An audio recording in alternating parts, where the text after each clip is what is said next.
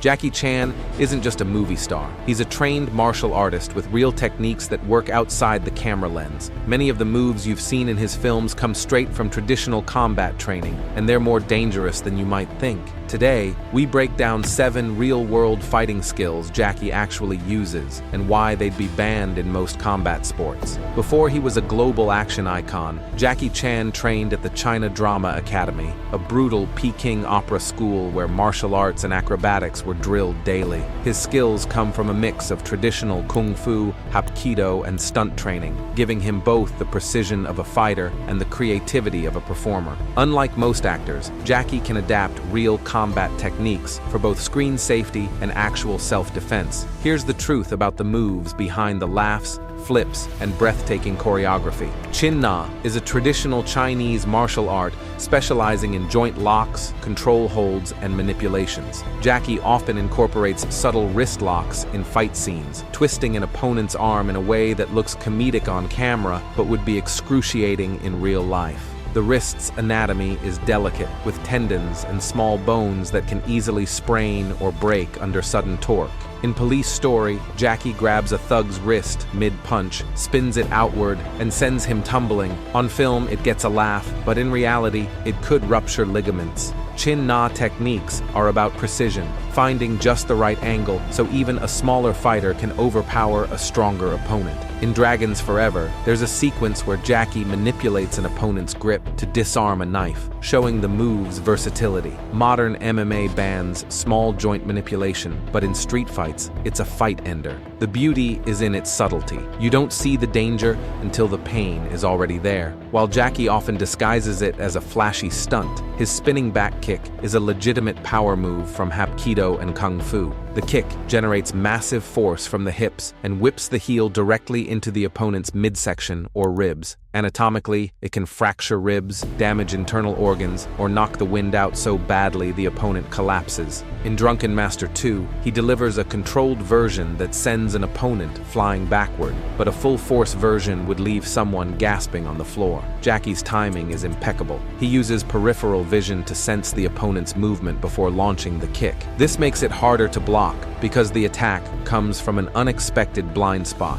In Meals on Wheels, his back kick into Sammo Hung during sparring shows how playful, yet sharp, it can be. In competition, targeting the solar plexus or ribs with this much speed and accuracy would be considered dangerously effective. Jackie often uses short, sharp elbow strikes in his movie fights, a hallmark of real close-range combat. Elbows are among the hardest bones in the body, and even a quick strike can cut skin or cause a knockout. Jackie's training in Kung Fu and exposure to Muay Thai through stunt choreography gave him a wide range of elbow variations, from horizontal swings to vertical drops. In Who Am I?, he traps an opponent against a wall and throws a playful elbow to the side of the head. In reality, this could cause a concussion or fracture the orbital bone. Anatomically, the elbow's bony point is like a hammer: minimal motion, maximum impact. Jackie's movie versions often land inches away for safety, but the mechanics he uses are identical to full-contact fighting.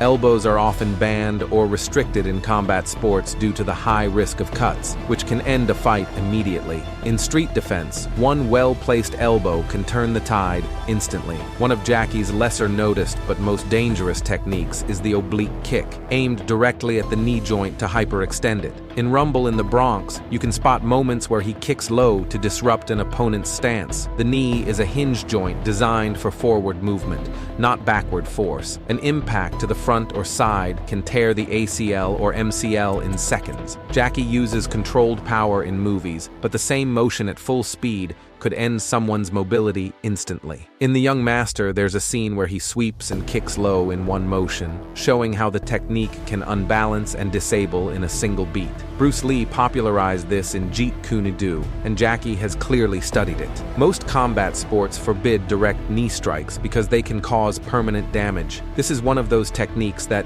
even in slow motion, feels dangerous just to watch. From his traditional martial arts training, Jackie mastered ways to control an opponent's head and use it to throw them off balance. The head leads the body, move it suddenly, and the opponent's entire posture collapses. In Project A, he grabs a pirate's neck mid-swing and spins him over a railing. In a real fight, that could mean a neck crank or spinal strain. Anatomically, the cervical vertebrae are delicate, and excessive twisting can pinch nerves or damage discs. Jackie blends this with foot sweeps and hip throws to amplify the effect. In Dragon Lord, he uses a head pull to send an opponent crashing into a wall, a theatrical version of a very real judo or shuai jiao throw. Combat sports heavily regulate neck control for safety, but in street defense, it's a decisive way to control the pace. When Jackie uses it, it's always smooth, almost like a dance, but the underlying mechanics are pure combat science. One of Jackie's trademarks is turning everyday objects, ladders, chairs, ropes,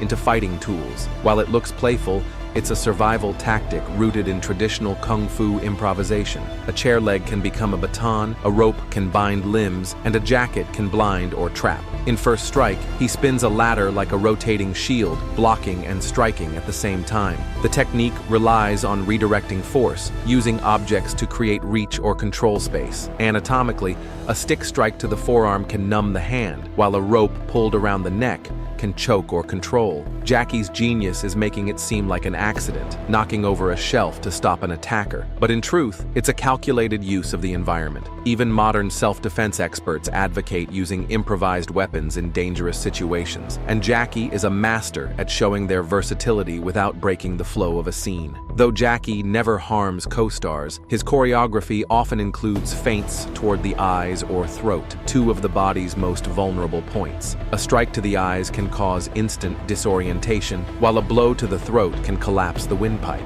In The Young Master, he fakes an eye jab before delivering a different strike, keeping his opponent guessing. Anatomically, the larynx and trachea are soft tissue, protected only by a thin layer of skin and muscle, making them susceptible to injury. In traditional kung fu, these attacks were considered fight-ending techniques, reserved for lethal encounters. On screen, Jackie disguises them as comedic misses, but the targeting and precision are exactly the same as real combat training. No regulated sport allows direct attacks to these areas, which is why they remain such a potent part of street defense. It's a perfect example of how Jackie hides lethal skill inside playful choreography. Jackie Chan's charm may come from comedy, but his fighting skill comes from decades of real martial arts training. Behind the laughs are techniques designed to end fights fast, adapted for film, but rooted in real danger. The next time you watch one of his movies, remember, the stunts may be safe, but the skills are 100% real.